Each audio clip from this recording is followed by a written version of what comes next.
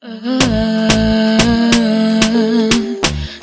from the cuffs, stuff from the cuffs. If you had it back there and you're looking for a smile, bringing hope and joy for a day that was wild. Stuff from the cuffs is here to make things bright. In a world so dark, they're bringing some light. Stuff from the cuffs. Stuff from the cuffs, stuff from the cuffs, stuff from the cuffs, stuff from the cuffs. Go Bria, go Bill, go Bess, go Brian. Stuff from the cuffs, stuff from the cuffs.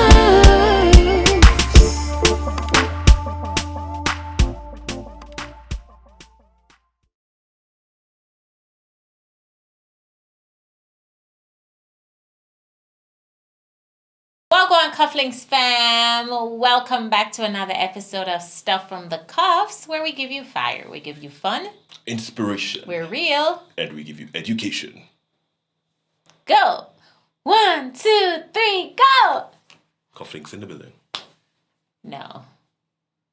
You know, let's do that again. Cufflinks in the building.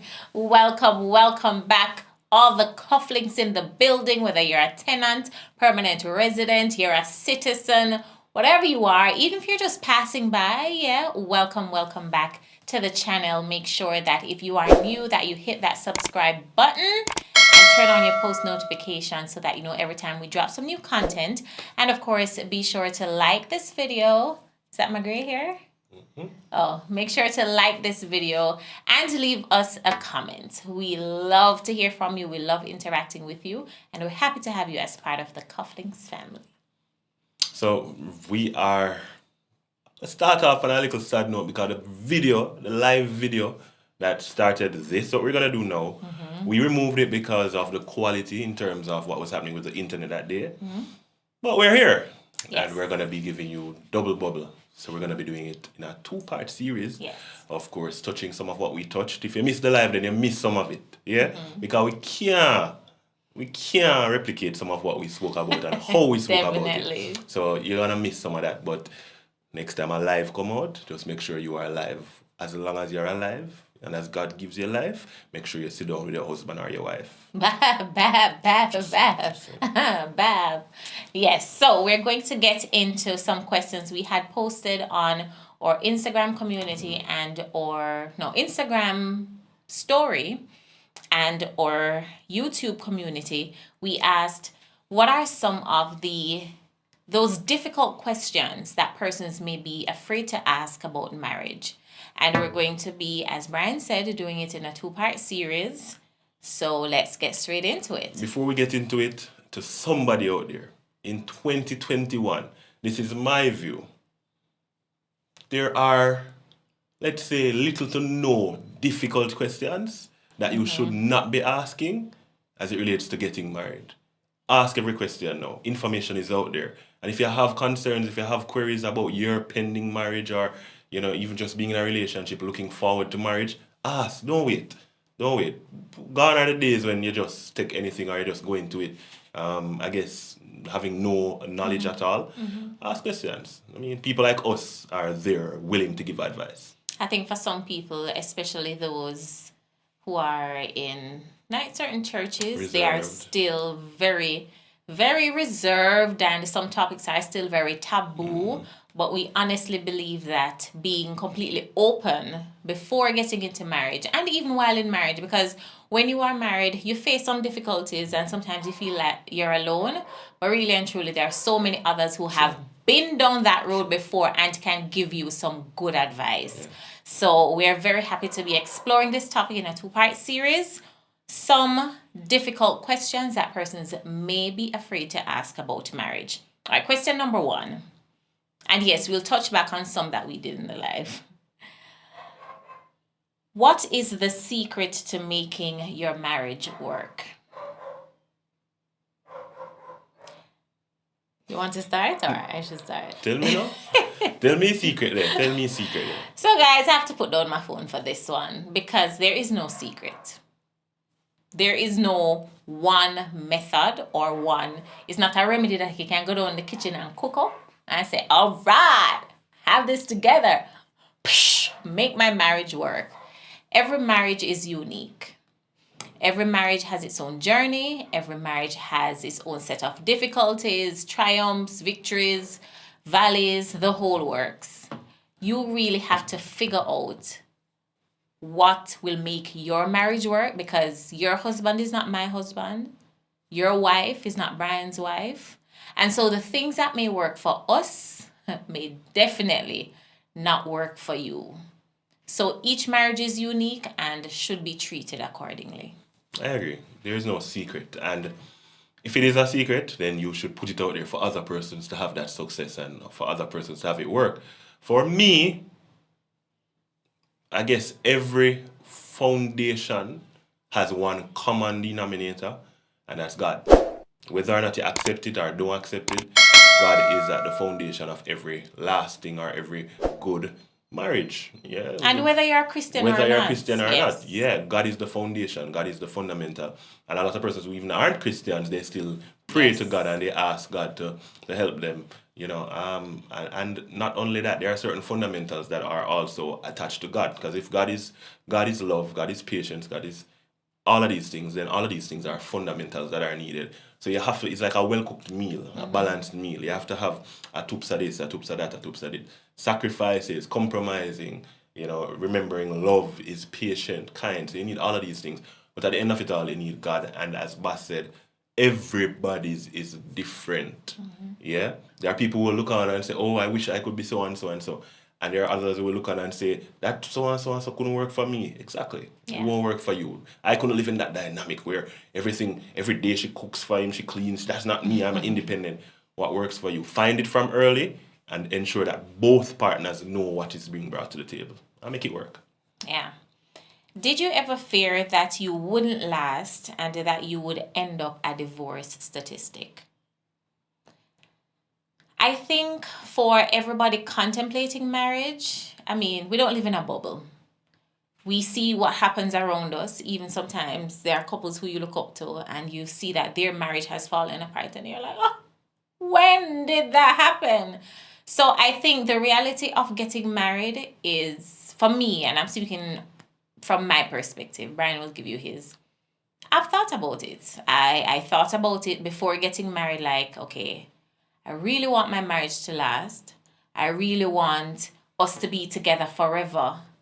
And yes, there were those lingering thoughts. There were those lingering thoughts to say, all right, what if 5-10 years down the road you get divorced? I'm not going to lie and say that I've never thought about what if. But what I have chosen to kind of direct my energy into is, what can I do to ensure that my marriage will work? So instead of thinking and worrying and be like, I hope we work, or what if we don't work out, or what if we don't last past the first year, I've chosen to redirect my energy into a different kind of thinking. All right, what can I do to make my marriage work? If we meet upon this kind of roadblock, how willing am I to do what is necessary to get over those hurdles? So yes, the thoughts have come, and even during marriage, the thoughts have been there. Okay, I don't know if I can do this anymore. Do I want to stay in this marriage? Right? But at the end of the day, we made a decision to make it work. Yeah, and they said the number one thing that ends marriage is divorce. Yeah, the number one thing that ends marriage is divorce. And it being human, it is a thought that will come up. Some days we wonder if we'll be accepted at work as we sit at the lunch table with some people. You know, we wonder if this taxi operator will carry us because he might look at us and wonder if we are really, you know, a passenger or a criminal. So many different thoughts as human beings, fearing rejection, fearing disappointment. Yes, the thought has come, the thoughts have come, but at the end of the day is, as Bas said, what you do with the thoughts. Do you allow them to fester and to become a part of you? I mean, when you really think about it, when you get up every day and you look upon the morning face, not this face, the morning face, and you smell the morning breath, and you see the walk around in the pajamas or the nightie or the frock. What? Yeah, you wonder like, what? You know. I don't know what he's talking about. But it might not be for me, but for somebody out there. But at the end of the day, is liking this person who you love and understanding that every day won't be the same and it won't always be the butterflies sort of excitement. Yeah, some people say, oh, we won't have no butterfly. It won't be the excitement, the high in life, just like the high in anything else, in marriage there are lows. There are mundane moments that are leveled. So the thoughts have come, but I've not let any of them sunk in. I've not let any of them pass the surface. I feed positive thoughts. I feed a lot of scripture, a lot of God, a lot of love. Yeah. Anytime the thought comes to end, think about why you began in the first place. And she don't look too bad. She can't par with. So what you said takes us into our next question, and we answered this during the live. Why does the loving slow down or sometimes come to a complete stop after marriage? You take that one on first. The first question is, does the loving slow down or the excitement stop or all of that jazz? Yes, it does, because we are human. And being human, it means that we get bored, we get tired, we get caught up with the newness that we see. The Bible talks about the lust of the eyes. The truth is, being human, we tend to see what is newer, what is flashier, what is more appealing each time. So I told the story in the live of my cousin who, when he got his Timberland, all of us were very envious. I remember clearly one white one and one baby blue with fur inside. And I remember the time when we saw him playing football in the white one. At some point down the road, he was like, yeah, I mean, shoes. Yeah, new shoes are going to come. And it's the same way we treat our relationships sometimes. We get bored easily. Some of us easily, some of us belatedly, but we still get bored. And it is a mindset that we now have to cultivate, that each day, each week, just like how we said, boy, every morning wake up, thank you, Lord, for new mercies. We need to see newness in the relationship. It's the same person, but find a new way to spice up how you see this person. Find a new way to spice up yourself. Find a new way to do things, different ways that will keep the marriage and the spark, not even the spark, the flame burning. Yeah, fan it. Yeah, when we cook the other day for Christmas, we have to fan the coal. Yeah, it's there, The heat is there. But sometimes it takes a lot more fanning and trust me, Uncle Amlet is that fan. We have to say, oi. Hey, hold on. But that's how we have to fan the flame sometimes, because we will get bored, we will get tired. Especially if we allow ourselves to slip into complacency. Yep. Complacency is a big issue in a lot of marriages. Yeah. I don't think I have anything much to add to that. So today you're Brian, tomorrow you're B-Sizzle, then next day you're Brunty. Yo. But yeah, it's just like cooking. It's just like cooking. So you may cook chicken every day, but one day you curry it, one day you fry it, one day you so there are so many different Sometimes ways. Sometimes the same stew, I just call it fricassee.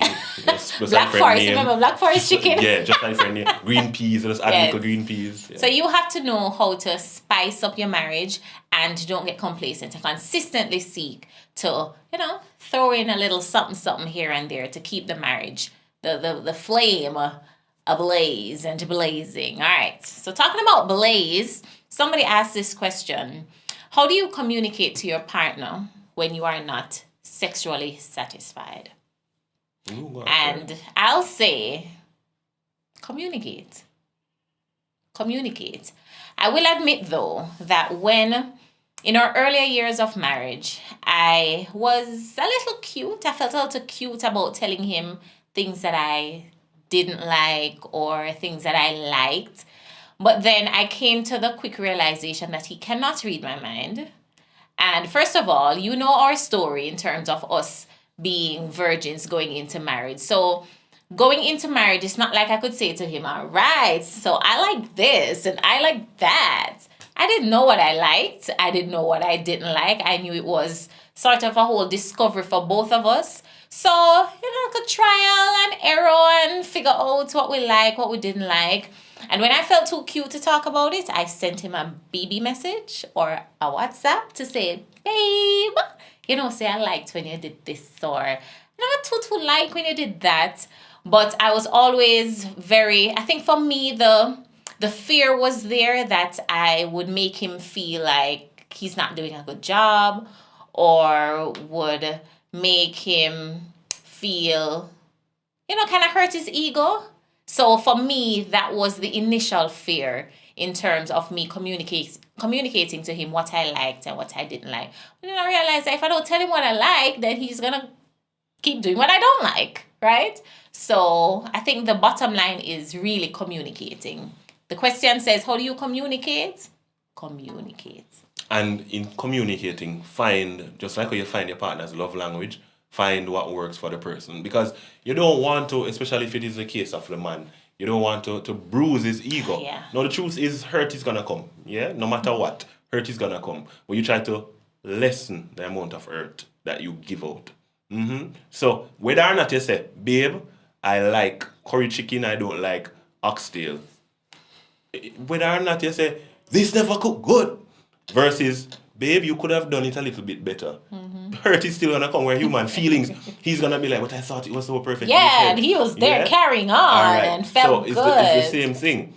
You now find out how to best say it that it doesn't cause a big damage. Yeah, because the aim is to find a solution, not a problem. So the whole that will not work. Well, it may work with somebody people, else. Right. Yeah. And again, no matter what we say, this is our views, our opinions, but you still need to know your partner for yourself. So it goes back to knowing your partner. Yeah, the first time you said they weren't so receptive and they didn't change. The second time you said it, they were so receptive that they don't even want to do anything again because of how hurt they were. Find the middle ground. Yeah, find the balance. So it really does depend. But the important thing is to communicate. And as men, we don't communicate often. Especially those who've grown up in the Caribbean, we've been cultured to not talk as much.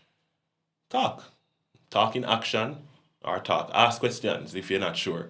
And for us too, don't get it twisted. They often say that men are more physical and less emotional. But we have emotions too. Yeah. Express yourself. If it didn't work for you, it didn't work for you. Yeah. If it takes longer for you, it takes longer for you. And that's just how it is. If you're having a problem with it being too quick, you're having a problem, you need to find a solution. It's just how it is. This is a walk and a progression.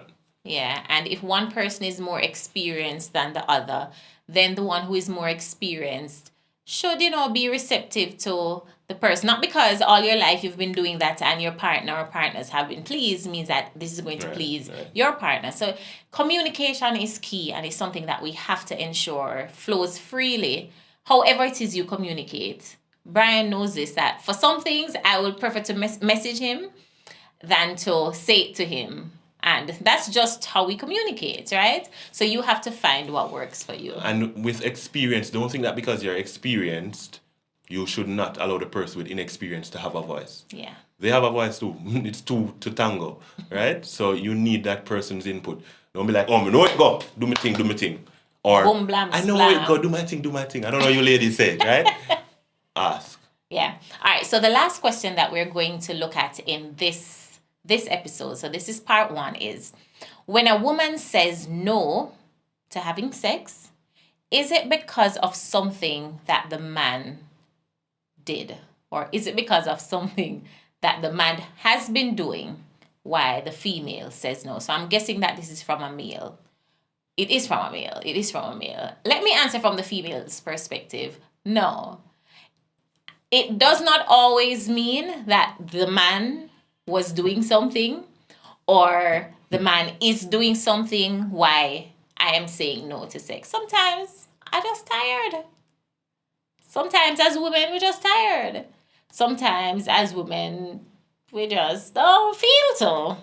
Yeah, we just don't feel so. Yeah, because we're not wired the same way as men. We are more emotional beings.